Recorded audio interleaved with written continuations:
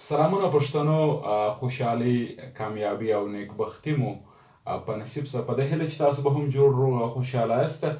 جی دوستانو، په ټکنیکل هاشمي چینل کې زه ستاسو ورور ستاسو بشیر علي هاشمي ستاسو په خدمت کې حاضر یم. د نن په ویډیو کې به زه تاسو ته درښیم چې څنګه موږ کولی سو چې په خپل شناخته کارډ باندې، په خپل پاسپورټ باندې او یا پر تذکره باندې موږ خپل فیسبوک آی ډي چې کومه ده هغه خلاصه کړو. ګرانو دوستانو، اکثریت پښتانه خپل آی ډي جوړوي د فیسبوک ده، خو دوی ته دا پته نه چلیږي چې موږ د آی ډي په څه طریقه باندې جوړه کړې ده او د دې آی ډي نور هېڅ معلومات و دوی ته نه وي.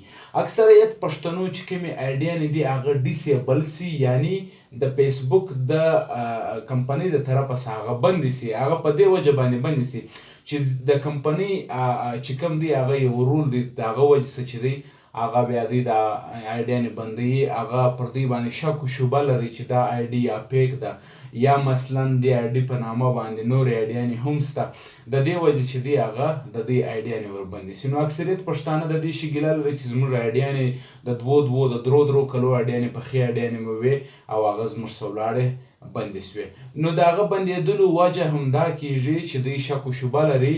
که تاسو د دوی شک و شبه ور ختمه کوئ نو بیا به دوی ستاسو آی ډي چې ده هغه بېرته در خلاصه کړي. که تاسو پام پر کړی، زه ستاسو ته نن پوښتنه کوم چې کوم دوستان دا ټیم مازې ګوري، زه هغوی ته دا پوښتنه کوم چې هایا دا کوم آی ډي چې تا خلاصه کړې ده، په دې کې چې کوم پیدایشي تاریخ ورکول سوی تا ته دا په یاد دی؟ نه دی په یاد. نو د دې وجې څه چې دی هغه زموږ آی ډیانې اکثریت بندې سي. نو زه نن په آی ډي کې د نن په ویډیو کې زه تاسو ته درښیم پښتنو چې تاسو خپلې کوم فیسبوک آی ډي چې ده هغه پر خپل شناخته کارډ باندې، که په پاکستان کې کوم پښتانه اوسي په شناخته کارډ باندې به یې خلاصوي، او که د پاکستان څخه بهر اوسي یا د افغانستان څخه بهر کوم پښتانه اوسي هغه به پر پاسپورټ باندې خلاصوي. او که چیرې په افغانستان کې کوم پښتانه ورونه اوسي نو زه هغوی ته دا وایم چې تاسو پر تذکره باندې هم دا خپله فیسبوک آی ډي خلاصولی سي. د دې طریقه به نن زه تاسو ته په ویډیو کې درښیم. د هغه وجوهات به دا وي چې اکثریت به بیا کله چې ستاسو آی ډي بنده سي تاسو به ډېر په اسانۍ سره خلاصولی سئ. او د فیسبوک یو رول هم را روان دی د آینده وخت دپاره، هغه به دا وي چې یو کس به هم په خپل نیشنل آیډنټي کارډ بغیر، یعنې د خپل قومي د کارډ بغیر به هغه خپل فیسبوک اکاونټ نسي خلاصولی. که خلاصیږي دوی به پروب ورکوي، بغیر پروبه چې دی هغه نه خلاصیږي. بقایا آی ډیانې چې کومې دي هغه به ټوټل بندیږي. نو په نن ویډیو کې موږ تاسو درښیو چې تاسو په خپل شناخته کارډ یا په خپل پاسپورټ یا پر خپل نیشنل آی ډي کارډ باندې تاسو فیسبوک آی ډي څنګه خلاصولی سئ. درفای ملګرتیا راسره وکړئ. زه تاسو ته درښیم چې نن به موږ تاسو خپل فیسبوک آی ډي په شناخته کارډ باندې څنګه خلاصوو چې د را روان وخت لپاره اسانتیا وي چې موږ خپله فیسبوک آی ډي ډېر ژر جوړ کړو. راسئ چې ویې ګورو. ټول آی ډي ته موږ شناخته کارډ ور جوړوو. د ټولو د مخکې دوستانو تاسو ته دا ووایم چې کله تاسو خپل آی ډي خلاصه کړئ او خپل شناخته کارډ د سره راواخلئ نو د ټولو در مخه به تاسو اوله واره کوم کار کوئ، اوله واره به تاسو ورځئ کم پیدایشي تاریخ یا کم پیدایشي کال چې ستاسو په شناخته کارډ کې، تاسو به د ټولو در مخه د خپل آی ډي چې کوم نوم دی او خپل شناخته کارډ کې چې کوم پیدایشي کال دی هغه به تاسو په خپله فیسبوک آی ډي کې هم راولئ. هغه پیدایشي کال چې دی هغه به ستاسې د راځي. نو د هر څه در مخه به تاسو راځئ د ټولو در مخه و ایډیټ پروفایل ته. د ایډیټ پروفایل بعد به بیا دا خلاصوئ او بیا به تاسو ځئ لاندې چې کله ولاړاست مینوالو ایډیټ اباوټ یور انفو ته ولاړ سئ. بیا چې دا کلیک کړئ د هغه نه وروسته به ګرانو دوستانو تاسو ورځئ ډایرکټ خپل کوم چې ستاسو معلومات وي بیسک انفو چې کوم ده هغه دلته ده. نو مینوالو تاسو به دلته راځئ او په دا ځای کې باندې چې کله رالاست دا به ایډیټ کړئ. کله چې مو ایډیټ کړه نو بیا به دلته تاسو خپل کال پیدایش او خپل چې کوم جنډر دی هغه به تاسو په دغو ځایو کې د سر راولئ چې بیا معلوم سي. یعنې دلته چې تاسو پیدایشي تاریخ چې کوم ورکړی دی، میاشت کومه یوه ده او دا چې دی کال کوم یو دی چې دلته مو کله اوکې که ستاسو په شناخته کارډ مطابق باندې مې جوړ کړئ نو بیا به ورځو موږ تاسو به هغه نور کار شروع کړو.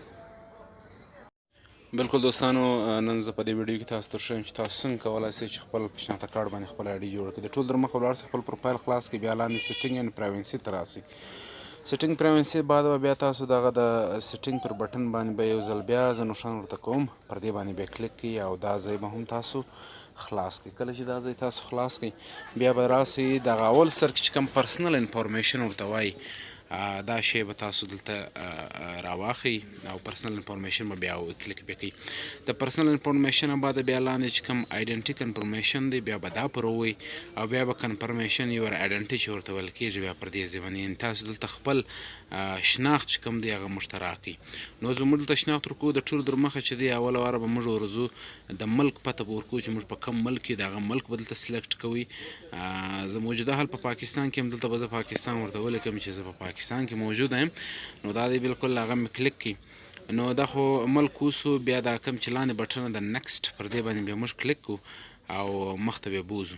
نو دلته دی اوس موږ ته وایي چې چوز دی سکیورټي میتھډ چې تاسو د آی ډي ستاسو ته که نه ده، موږ ورته وایي چې لاندې موږ ته د نمبر مور کړی دی پر دا باندې به موږ کلیک کړو چې به دلته موږ ته میسج راواستو چې و د آی ډي زما ده. دی اول د دې معلومات ستاسو څه کوي. نو آی ډي معلومات چې تاسو کله ورکړئ بیا دلته کوډ راځي، هغه کوډ چې کوم دی هغه به تاسو ورته ورښایاست.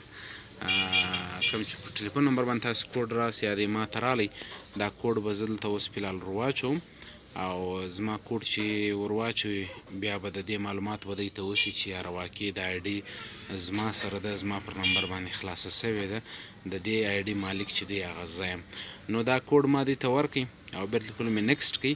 اوس دلته چې دی ټو فیکټر اونیتاینیشن ورته ویل کېږي. د دې ټو فیکټر څخه یو مسله دا ده چې یو څوک زموږ آی ډي نسي غلا کولی، دا زما سو، زما پر نامه سوه. د هغه بعد چې دی اوس به زه د خپل آیډنټي کنفرمیشن چې کوم دی هغه به ورکوم، پوره معلومات چې ما ته یې پر خپل شناخته کارډ خلاصه کړه.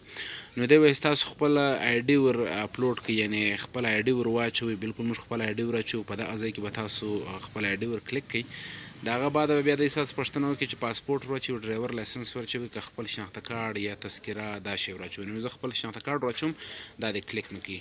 نو بیا به ډایرکټ د کوم چې مطلب سکینینګ یور آی ډي والا چې کوم آپشن راځي هغه راځي. بیا به داسې کیمره درته خلاص وي، تاسو به خپل شناخته کارډ، خپله تذکره یا مثلا خپل پاسپورټ به دا رقم ورته ونیسئ چې د فیسبوک والا یې سکین کړي. د دې معلومات د دې ټوټل ډیټیل چې کوم دی هغه د خپله ځانه سره کښېږدي. نو تاسو به دا رقم خپل شناخته کارډ ورته نیسئ. دا ګورم ما اوس خپل شناخته کارډ ورته نیولی دی. نو په دا رقم چې دی هغه اوس د دې څخه دوی خپل فوټو اخلي، سکینوي یې، بیا د ځانه سره ږدي چې ټول دی اوس سکین سو. دوی خپل آی ډي چې اوس سکینینګ دی شروع کړی، تاسې یې لیدلی سئ. اوس د دې فوټو دی د ځان سره واخلئ، دا انفارمیشن دی د ځان سره کښېښوئ. اوس به زه سبمیټ پر ووایم او بیا به زما آی ډي چې دا هغه د دوی سره پاته سي او دوی به د ځانه سره کښېږدي. نو بالکل تاسو اوس کتلی سئ زما شناخته کارډ چې کوم دی هغه بالکل اوکې سو مینوالو. او پر دا ځای باندې چې دی هغه اوس موږ بیرته ځو شاته او ګورو چې زموږ نور بقایا کار څنګه سو. نو بالکل دا د ده د خوا څخه ما ته میسج رالی چې شیر علی هاشمي ستا کور ودان ته خپل معلومات چې دی هغه در موږ پر راکړئ. نو نور چې دی موږ په 48 ګنټې کې تا ته خپل نو بالکل دوستانو 48 نه بلکې ماخستن ما کړی و او سهار ته دا دی د کنفرم میسج رالی زما آی ډي